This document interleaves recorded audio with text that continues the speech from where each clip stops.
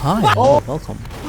Budget gaming mice. Yep, today's video is about mice that I personally think brought the most impact to a very specific market. One of them was a mouse I wanted to review for quite some time, and it has appeared on my mousepad video as well as on my stream.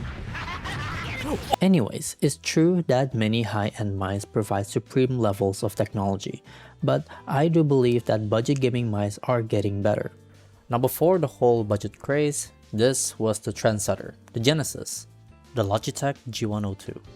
Even though it's considerably dated in today's standards, the so-called egg was beloved by many for its price and quality ratio. 85 grams under $20 at the time, and now you can find them for around $15. But the world of budget gaming mice was shaken by Razer's modern approach, the Viper Mini. Considered as the successor to the G102, is just as affordable, optical switches, and weighing only around 61 grams. An instant people's choice until people started realizing that wireless technology is getting better. So when Razer heard that the people wanted a Viper Mini wireless, they gave us this. At the time, the budget gaming mice options were quite limited.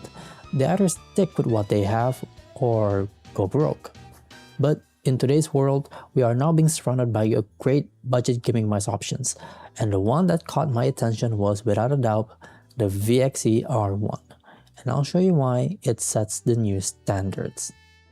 Just want to say thank you to Infinitas and my girlfriend for giving me this black R1.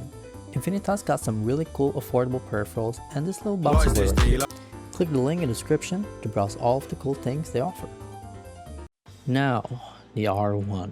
This particular $20–$30 mouse I've owned has stayed on my table for 2 years, and what it offers is staggering. If you ever want a cheaper alternative to the Pulsar's X2, this is pretty much the answer, with a similar shape and a lot of positive things around it. Even though this isn't the slightly more expensive Pro version, it doesn't feel cheap, with its nice coating, a nice scroll wheel, and comes along with a nice solid optical sensor.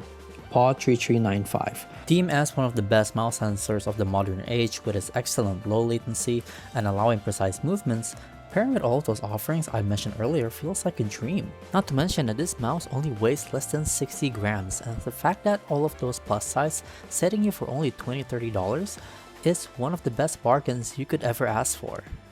And although the stock skates aren't exactly high grade skates like the one you see in the aftermarket, it's still quite well made.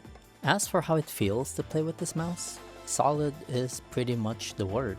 I had no issues tracking or flicking to targets at all, and the mouse just feels very precise if you're gripping it with your claw or fingertip. But it also feels very comfortable too, if you're more relaxed and holding it with your palm. In addition, pairing this with the Artisan Zero just feels sublime. It just feels smooth like butter, and every aim scenarios just feels right. What the f? Now, usually this is where I would nitpick some things that make you think twice about the mouse, but I genuinely struggled to find any clear drawbacks with the R1. My copy of my old R1, however, did have some issues with the right mouse button, but I figured it's because I've owned it for quite some time. One thing I really like about the R1 that it uses the attack hub. Not only is it very easy to customize the settings, but they explain some of the neat stuff you can do with the mouse quite well. You can remap its buttons to access things easier should you need to, fiddle with some performance settings to make the mouse more gutsy, and some other specific adjustments in the parameter settings. Now, personally, I don't change a lot of them besides the performance settings, but you might find them useful to some extent.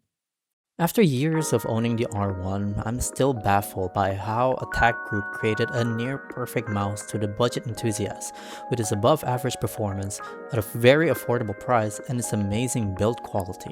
While it's true that many premium mice that came before the R1 are still relevant to this day, there was nothing in the market that came close with the R1's aforementioned upsides, and only a few that were released after the R1 could truly rival it. If you ever doubt about getting a cheap and a versatile mouse, I cannot recommend anything else besides the VXE R1.